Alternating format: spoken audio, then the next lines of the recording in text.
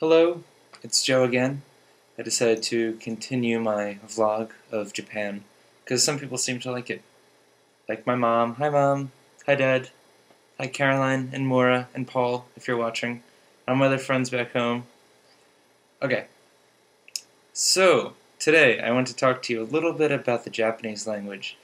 I had some free time at work today because they're doing finals and I had a crazy past couple weeks just making all the finals, and now that they're actually taking them, I have a lot less to do. So I decided to study Japanese because I really, really want to learn it. It's so hard though, but the difficulty isn't what I was going to talk to you about today. I want to talk to you um, actually a little bit about the written language, about how interesting it is. Interesting it is. Katakana. There's katakana, there's hiragana, and there's kanji.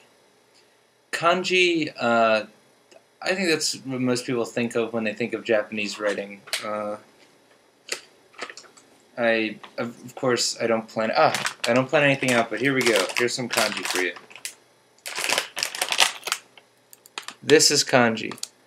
Oops, the box letters,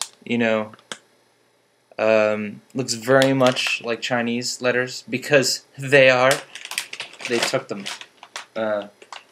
which is really confusing once you start learning kanji because you have different pronunciations sometimes because you use the Chinese pronunciations, sometimes you use the Japanese pronunciations for the exact same kanji.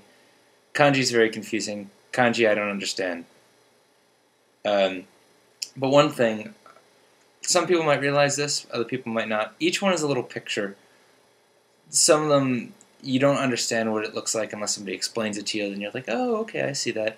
The thing is, I can read some kanji. I mean, I can read fire, I can read water, I can read tree. Basically, I can read all the ones that are the days of the week. Those are handy to know. I can read boy, I can read girl, like for restroom. I can read person, but I have no idea how to say them in Japanese. It's not like English, where you read the word girl, it says G-I-R-L, and you're like, girl. Oh, okay. No, you read kanji, you're just like, oh, look, it's a picture. Looks like fire, and it's fire. But so yeah, there's that. That's kanji. That's kanji where you will never ever know how to pronounce it unless somebody tells you. Then there is hiragana, which is okay. I don't find it all too exciting though. But let me see if I can find some hiragana around here. Hiragana. Hiragana. Is that hiragana? No, that's not hiragana. Jiaga. Jiaga? Well, here's some hiragana. Okay, so you see the kanji, the very complex characters, then you see these three at the end here. This is jiaga. I don't know what that means. I don't know Japanese. I can read their letters, but I don't know what they're saying. So that's hiragana. They are phonetic. Phonetic? They represent sounds like English letters do. So that's very helpful to learn. Hiragana was the first Japanese written language that I learned. Though I kind of wish I learned katakana, which is next on my list, and I do have something prepared for that. I bought the new Radiohead In Rainbow CD. Katakana is what they use for all foreign words. So once you learn katakana and you start reading it everywhere, you know what things say, because it's just English, just not written in English. I'll show you. So, in rainbows. In rainbows.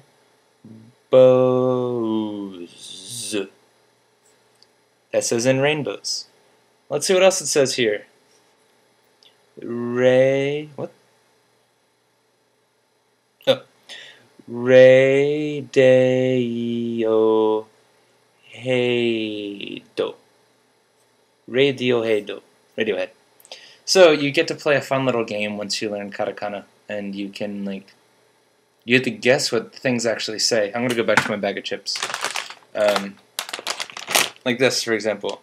Instead of just writing sour cream, they write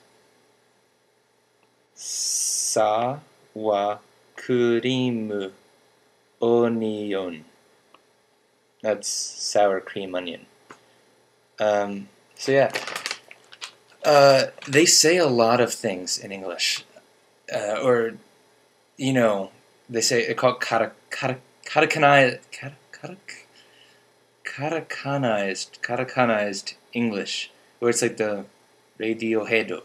I'm not very good at speaking the katakanized English, but, you know, instead of saying Radiohead, you say Radiohead do, because all their letters end in vowels. Okay, but about them speaking English, apparently, and I just learned this, 10% of their language isn't Japanese. It's English, a lot of it's English, a lot of it's taken from other countries. You'd think I'd be able to understand more, but I can't. But I will tell you a very, very, very short story, because I've been talking way too long. I went to Uniqlo. They shorten everything. Instead of saying PC, they say Persicon. So Uniqlo is you need clothes, apparently. It's just a clothing store, like Old Navy, but very, very plain. So I bought my stuff, or I got my stuff, went to the cashier, gave her the stuff, and she said, you know, Japanese, pointo card. I was like, no. Or, no, I don't have a point card. But I was able to understand what she said because she said pointo card. So yeah, I found that interesting.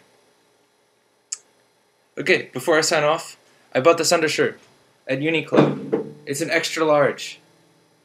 Why doesn't it go to my wrist? They don't seem that much smaller than me, I don't think. But anyway, maybe it's because it's an undershirt, maybe it's the cut. But I put this on, I'm like, it's an extra large. Yeah, so that's it. Or as they say in Japan, bye-bye.